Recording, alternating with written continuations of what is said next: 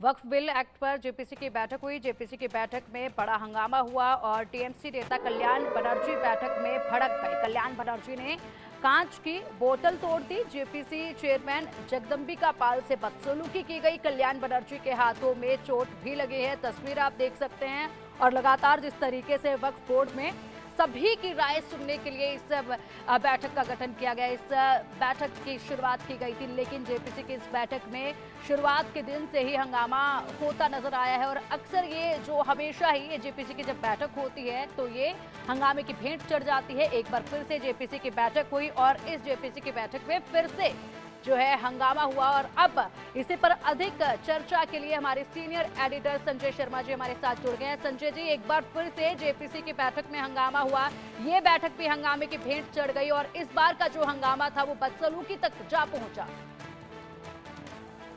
बिल्कुल, आज वक्फ बिल पर जिस तरह से जेपीसी की बैठक थी, पहले शांति से चल रही थी, लेकिन उसके बाद में बीजेपी के वरिष्ठ सांसद गंगोपाध्याय, जिनसे कल्याण बनर्जी जो तृणमूल कांग्रेस के नेता हैं, दोनों के बीच में बहस हुई,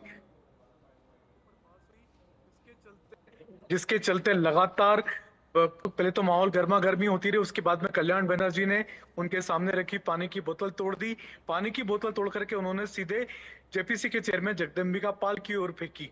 जगदंबिका पाल को किस्मत से बोतल तो नहीं लगी, हालांकि बोतल उनके ठीक पैरों के नीचे आकर के गिरी, लेकिन उनको बोतल नहीं लगी। लेकिन बोतल तोड़ते समय कल्याण बनर्जी का हाथ जरूर कट गया, उनके हाथों से काफी खून भी बहने लगा और वो काफी चिल्लाते हुए, काफी चिल्ला चोट करते हुए बाहर निकल करके आए।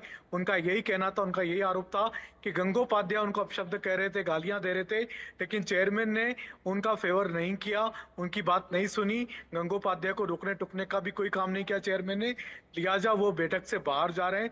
उसके बाद में कल्याण बनर्जी गए और जा करके अपनी ड्रेसिंग करी उन्होंने हाथ की, और उसके बाद में काफी देर तक बैठक स्थगित कर दी गई। सारे सदस्य बैठक से बाहर निकल के आ गए थे।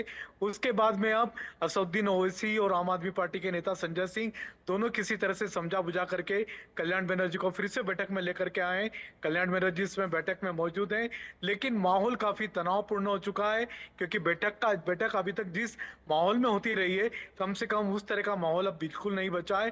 पहली बार ऐसा हुआ कि किसी जेपीसी के चेयरमैन पर इस तरीके से बोतल फेंक करके, पानी की कांच की बोतल तोड़ करके हमला किया गया हो।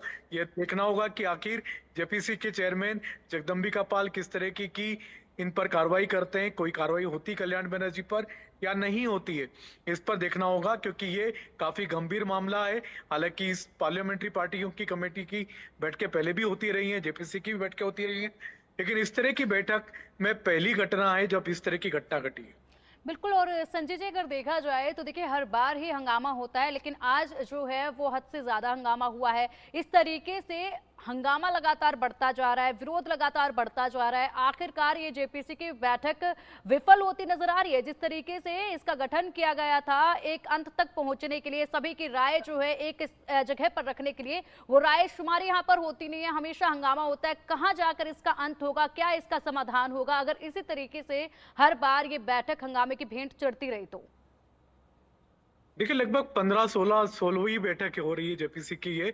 अब तक सारी बैठकों में काफी तनाव भी रहा है, लेकिन फिर भी इस तरह की घटना कभी नहीं घटी। कभी भी इस तरह की एक दूसरे पर बोतल फेंक करके मारने की या मारा पीटी की, सीधे सीधे गाली गलौज करने की घटना पहले भी कभी नहीं घटी। हालांकि कल्याण बनर्जी का पर यह भी आरोप है कि उन्होंने पहले भी चेयरमैन की तरफ आपको कुछ अपशब्द कहे, काफी तीखी आवाज में बात भी की है, तो ये चीजें पहले भी होती रही थी, लेकिन इस तरह की घटना पहली बार घटी। 15 से ज्यादा बैठकें जेपीसी की हो चुकी हैं और 5 से ज्यादा देश के बड़े शहरों में जाकर के जेपीसी की टीम घूम के भी आ चुकी, दौरे भी करके आ चुकी है।